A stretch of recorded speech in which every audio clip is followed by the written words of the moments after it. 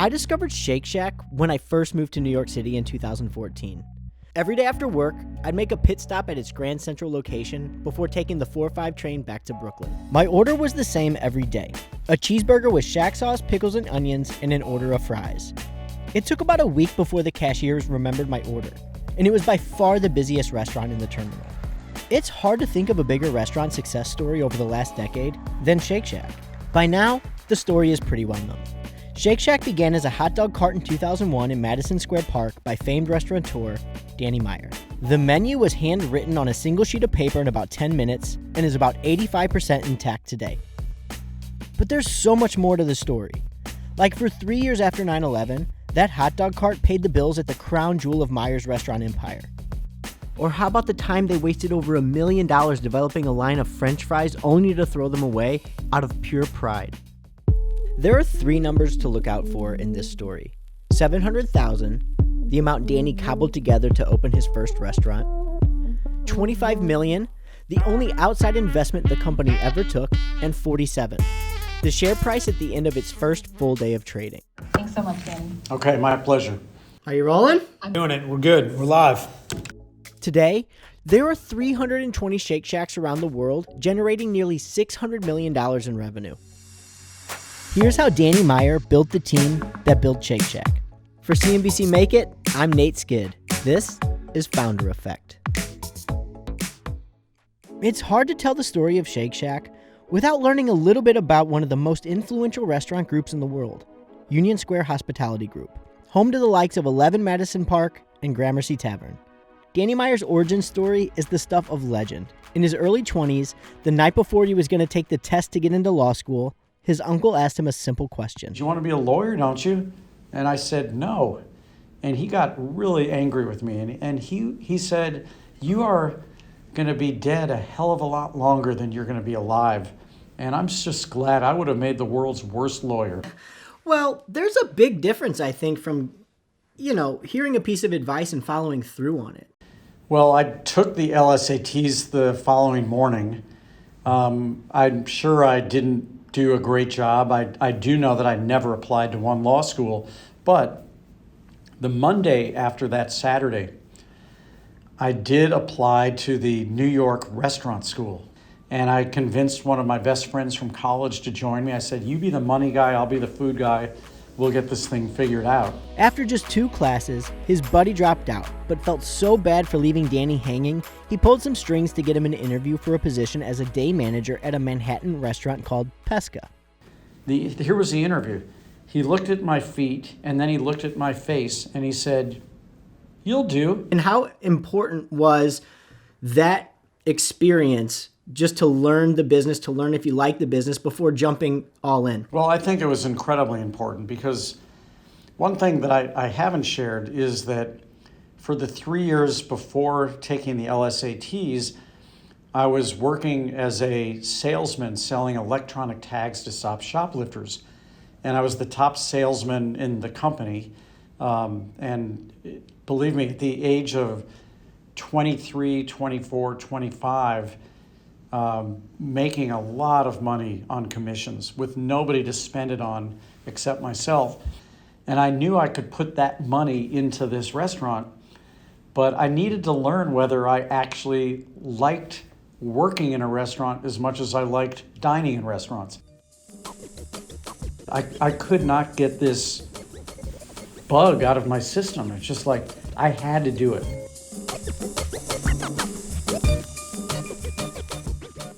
In 1985, at just 27 years old, Danny landed a sweetheart deal on a 14-year lease. The location was on East 16th Street, in a neighborhood the New York Times called a squalid haven for drug users. Meyer cobbled together $700,000 between his savings from his days as a salesman and a loan from his mom and aunt and uncle. Meyer bought out the remaining 13 years of an existing 20-year lease, and his rent was under $40,000 a year. I honestly have no idea how I paid it back because I didn't know what the heck I was doing. I was buying wine inventories like crazy, didn't even know how to, do a budget for the restaurant. What I did know how to do was to make people feel a little bit better when they left than however they felt when they came. And I was a revenue fiend. I loved watching our revenue grow week after week, month after month. Early on, Danny had grand aspirations to be the chef de cuisine at Union Square Cafe.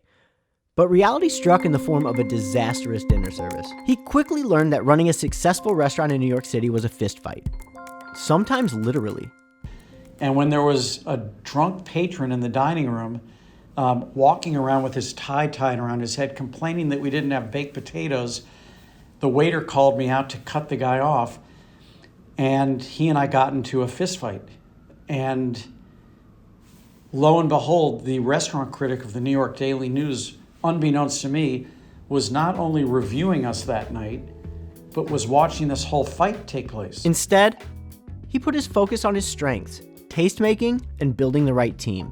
By 1990, Union Square Cafe and its founder became the darlings of New York City's restaurant scene. But even with his outsized success, it would take 10 years before he would even consider opening a second restaurant. I was hyper-focused on making sure that I would never go bankrupt like I'd watched my dad do twice growing up. And I always associated his 2 bankruptcies with expanding his business. So the best way not to fail was to just never expand. But in 1992, a call from an up-and-coming chef named Tom Colicchio changed his mind. Well, of course you're going to say yes. So together we opened Gramercy Tavern. Once I figured out that it was not expansion that had led to my dad's business bankruptcies, but more importantly, that he had not succeeded all the time. He had great ideas, but he didn't always succeed at surrounding himself with a team of people who could complement his strengths, but also step in where he had deficiencies. My job is, if I want to grow, is continually to delegate things to people who can do something as well or better than I can. But the story of Shake Shack is bigger than Danny Meyer. Its longtime CEO Randy Garutti is the engine behind it. Doing it. We're good. We're live. At just 23, he accepted a position as a general manager of one of the top restaurants in Seattle when he got a phone call. The day I was moving to Seattle, the owner of the restaurant in Seattle said, "Hey, there's this guy. His name's Danny Meyer. Just read an article about him. You should go meet him." Oh, I absolutely remember the day. I was sitting in my basement office at Gramercy Tavern one day in 1998. And I got a message from my assistant saying that a famous restaurateur from Seattle called. And Mr. Canlis said to me, "You and I don't know each other, but I'm about to do you the biggest favor of your professional life." And meanwhile, this is not Danny Meyer we know today. This is a guy who owned 2 restaurants, Union Square and Gramercy. He wasn't the Danny Meyer, right? But I called and I couldn't get past his assistant. And finally, after about 10 calls, they said, "Okay, Danny will give you 10 minutes. He met me and he said, "Well, so what do you want, kid?" And I was like, "I don't know, man. I heard you're pretty cool. I just want to get to know you." And we just hit it off. I went to Seattle with this vision in my mind of this guy named Danny that I just really hit it off with. And about 2 years later, I called him and I said, "Hey, for a lot of reasons, I think I'm coming back to New York. What do you think?"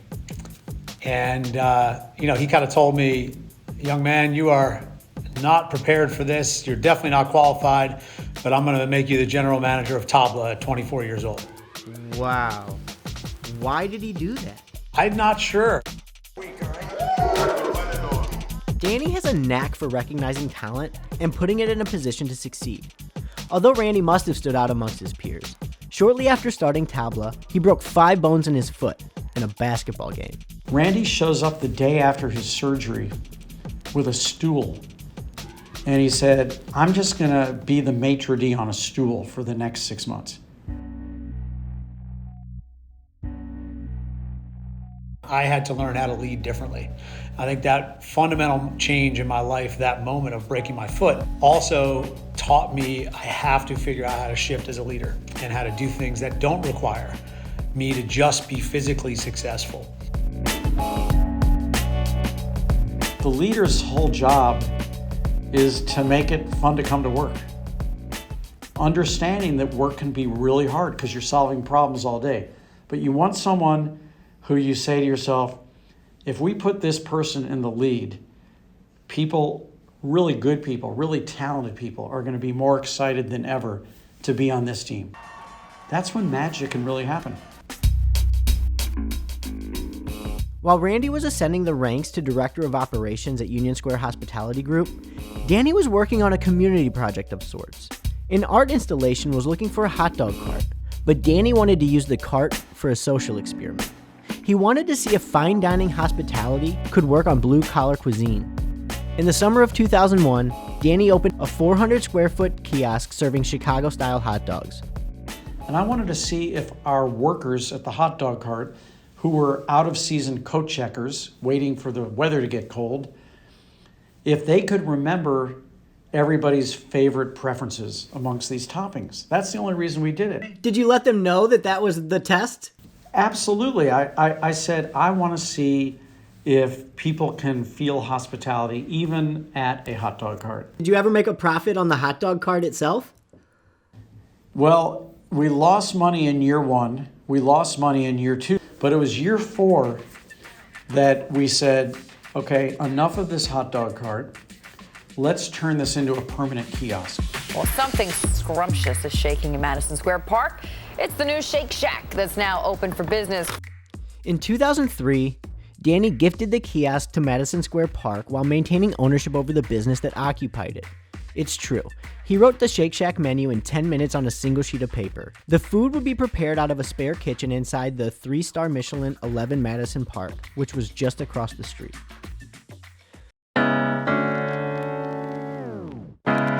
11 Madison Park, which would many years later go on to be the #1 restaurant in the world, was really, really struggling. We gave the original business of Shake Shack to the investors at 11 Madison Park because we were cooking the food out of the 11 Madison Park kitchen, and because the 11 Madison Park investment was taking so long to repay. Imagine that. A restaurant that would go on to earn 3 Michelin stars, bankrolled by a hot dog cart. We're forming our burgers by hand, freshly ground overnight, in the private dining room kitchen of the 3-star Michelin, now 11 Madison Park. We're doing all these things. We're literally wheeling raw meat through the dining room of this fine dining restaurant to get outside to Shake Shack. And all it is a little 400 square foot kiosk. And everybody was pitching it. People, the chef from 11 Madison, the pastry chef from 11 Madison, everybody from everywhere was like, oh my God, this thing is really busy. We're gonna keep cooking burgers. And it just started to happen. By 2004, Shake Shack was one of the most popular restaurants in New York City, and the makeshift operation was busting at the seams. I mean, I remember the days, people joke of this, but our refrigerator in the beginning was like that plastic one your grandma had. And then when we really got busy, we asked Coca-Cola to give us one of those ones you see in the corner deli. So we had 2 fridges now.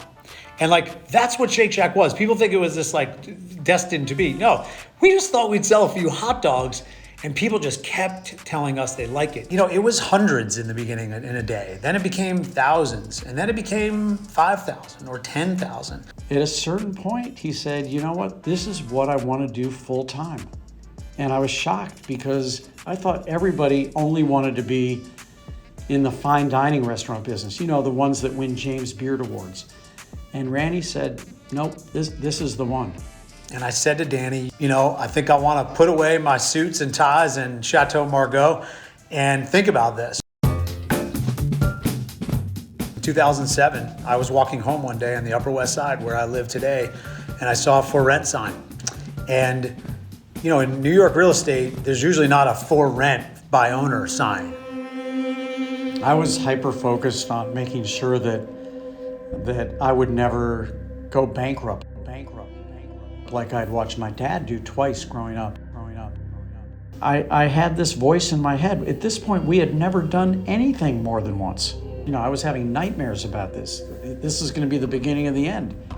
Are you sure this is safe? And Randy said, trust me, this is going to work. I remember we did the pro forma for that second Shake Shack. And we said, if it could do half the sales as the original at Madison Square Park, this might be an interesting business.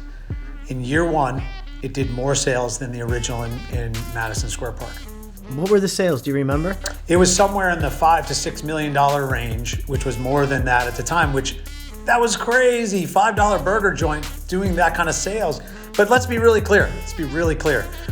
At that time, in our wildest imaginations, we might have imagined that there could be 4 or 5 Shake Shacks in the world. In 2009, the company set out to raise some funds. To expand, they needed capital. We knew we needed money. We knew we wanted to grow. We raised our first $25 million. It was basically friends and family. We never took any more money. In 2011, in the middle of opening the third Shake Shack, this one inside of Citi Field, Danny and Randy took a meeting that would take the company international. It's in the Harvard Business Review, no one would ever tell you to make this decision to go international in your first 10 shacks. And we did it. And what that did is it forced us to grow up. The wins came easy in those early days, but the mistakes were costly and extremely public. Pete Wells, the New York Times critic, gave Shake Shack a 1-star review. He loved everything. Except for those French fries. Can't Danny Meyer get one of his chefs to teach him how to make French fries? And we said, you bet, that's right, not good enough, we're gonna do it. And we spent almost 2 years, more than $1 million, which was a lot at the time of the size of that company. And we created what I believe today was the best damn fresh cut French fry in America. And everyone hated it. Randy and I were both so invested in the success of fresh French fries. We thought that was going to be a game changer. We had converted many Shake Shacks by the time we finally allowed our ears to hear the music. Then there was the time they were publicly rejected from opening a restaurant in the area north of Little Italy by the community board. This was in the early days, first few shacks, when we were starting to grow, but just a little bit. And I went up to the community board and I stood there that day and I said, we're gonna build a Shake Shack and we love Shake Shack and everything's great. And I mean, people were angry. And we had never felt anything but love for Shake Shack. And meanwhile, for the first time, a community was saying like, we don't really want you here right now. More recently, Shake Shack asked for and received a $10 million PPP loan that was meant for small business. As soon as we received the money, it became very clear those following days that the people who this was meant for weren't getting it, and they were getting blocked out. And Danny and I called each other. It was a Saturday, I'll never forget it. And we said, wait a second, this isn't meant for us. We're gonna give it back. On January 30th, 2015, Shake Shack went public. I mean, think about the trajectory. It took us almost 5 years to open the second. By 2010, we only had 4. But no one in the board meeting from 2011 to 2015 ever said, hey, maybe we're gonna IPO this thing. Those words were never uttered until the year 2014. The stock was initially offered at $14. The very first trade sold at $21, and by the end of the first full day of trading, Shake Shack was at $47. The ability to recognize talent seems to have played an outsized role in both Union Square Hospitality Group leading into Shake Shack. Well, I think there's something to that, and I think a lot of this gets back to my own. You asked me what was the biggest mistake I made in opening Union Square Cafe. The best thing I ever did at Union Square Cafe was recognizing that I should not be the chef. You don't have to be the guy that does everything. You don't have to be the best actor, right, and the director. You can be the executive producer who spots the ideas, who spots the talent, and who gets the movie made. There's no doubt that Danny Meyer has a talent for building successful restaurants. 60% of restaurants fail after 1 year, 80% after 5. But Danny's track record is too good to be attributed to luck. A lot of his success seems to come from his ability to get out of his own way and trust the team he built to do their jobs better than he ever could.